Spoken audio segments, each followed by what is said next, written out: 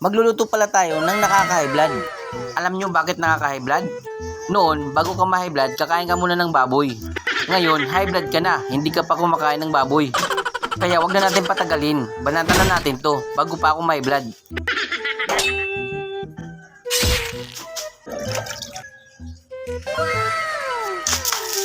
Siyempre, kailangan muna natin linisin ng karne. Tapos siwain na natin.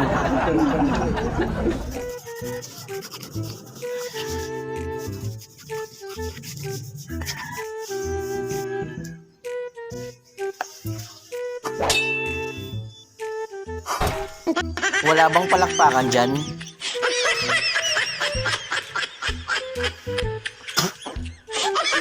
Mega love shoutout para sa mga taga-Katubig. Beke naman. Kailangan na natin magpainit ng kawali.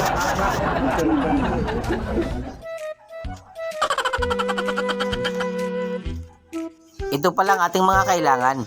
Ilabas muna yung dila, tapos kunin yung sayuti, at saka balatan.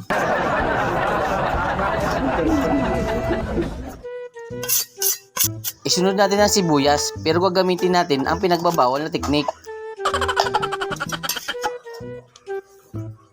Pangatlo ang bawang, pangontra ng aswang. Hindi mo na magagamit ang pinagbabawal na teknik dahil isang bisis mo lang yan gamitin.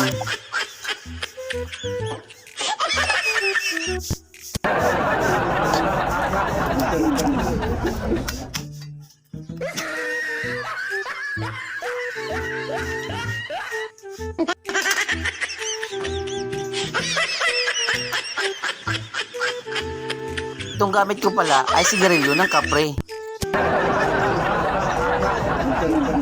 Ilagay na natin ang kawali. Lagyan ng mantika. At saka halo-haloin. Unahin natin yung bawang. Isunod ang sibuyas. Tapos ang karne na nakaka-high blood. Lutuin muna natin sa sarili niyang mantika. Huwag kalimutan ng asin. Tapos halo-haloin ulit.